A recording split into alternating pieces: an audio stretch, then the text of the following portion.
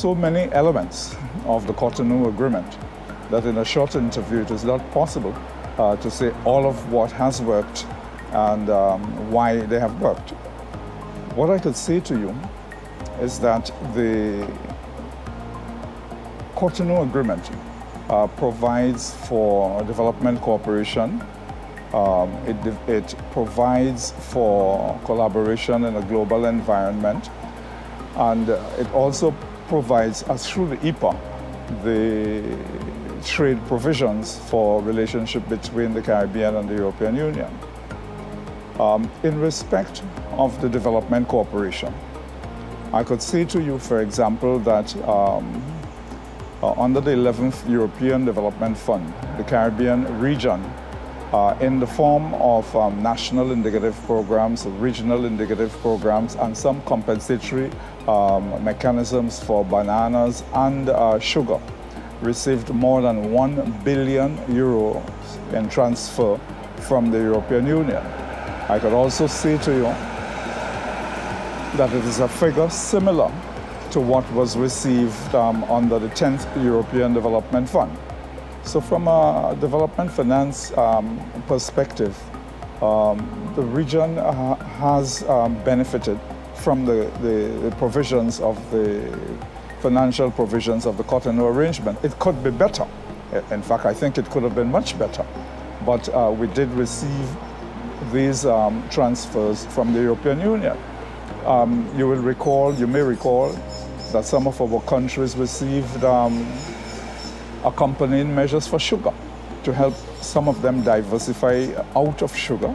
Some countries received accompanying measures for bananas to help them increase productivity and or diversify out of bananas. In addition, in recent times, we've had introduced new financial instruments like blending through the Caribbean Investment Facility, where we use grant resources to try and leverage private sector and other public sector commercial resources to deal with matters related to infrastructure, climate change, and other areas of intervention. So I'm saying from a development cooperation perspective, we have benefited. When it comes to collaboration at the global level, the Paris Agreement on Climate Change emerged primarily as a consequence of collaboration between the European Union and the Caribbean and the ACP region. So in a sense, we're helping to determine our own future and direction by collaborating with the European Union in international forum. And I could go on and give you numerous other examples of benefits. My summary statement on this is that there are numerous areas of intervention. I have selected one or two to show you where we have benefited. We have benefited in a way which is satisfactory, although I think we could have benefited more.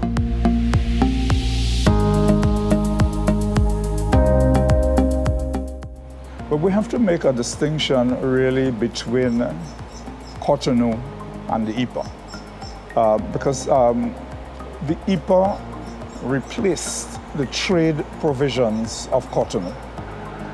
And so let's make a slight distinction between them. The Cotonou Agreement can be improved. Yeah? My own view is that if you do the analysis, the Cotonou Agreement does not drill down sufficiently in terms of how things are to be done. In other words, my view is that it is light on implementation. There are general agreements there, agreements in principle there. There are also specific agreements contained therein, but it is light on implementation. The EPA itself, I could tell you that we did a 5-year review after the first 5-year implementation of the EPA. And we concluded that the EPA had not as yet yielded to the Caribbean people the benefits that had been anticipated. The weakness of the EPA, in my view, is that we've not been able to convert market access that we negotiated into market presence. And having market access on paper is of no use if you cannot convert that market access into market presence. And this has been particularly so in respect of services.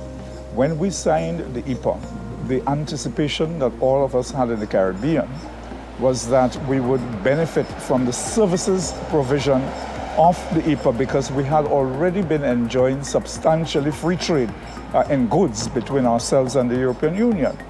But that benefit out of the services portion of the EPA has not materialized. I can give you a simple example. Some of our service providers cannot get visas to enter into the European market to sell their services. And I refer to people like entertainers, musicians, singers, and other people in the entertainment industry. One may say that we have a Schengen waiver, but the Schengen visa is a visitor visa. It doesn't permit you to work and to sell services. And so there are limitations in terms of that kind of access. We can improve significantly on the services provisions of the EPA.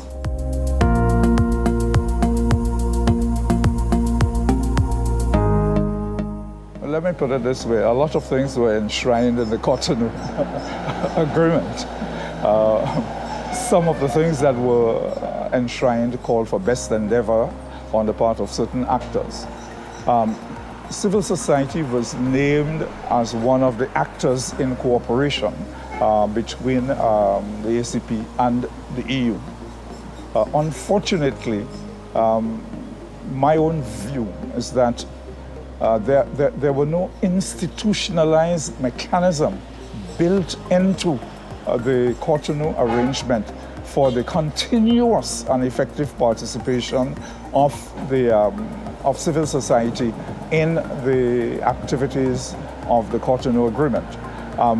You have a parliamentary body, you have a trade ministers body, you have a council of ministers, you have summits, you have different specialized groups, but there was at the time no institutionalized mechanism for the continuous involvement of civil society in the actions of the EPA. To a large extent, the involvement of civil society depended on the interpretation and the policies of national governments, regional bodies and agencies and other specialized bodies of the joint partnership arrangement. That, in my view, has to be changed within the context of a post-Cotonou arrangement insofar as civil society is concerned.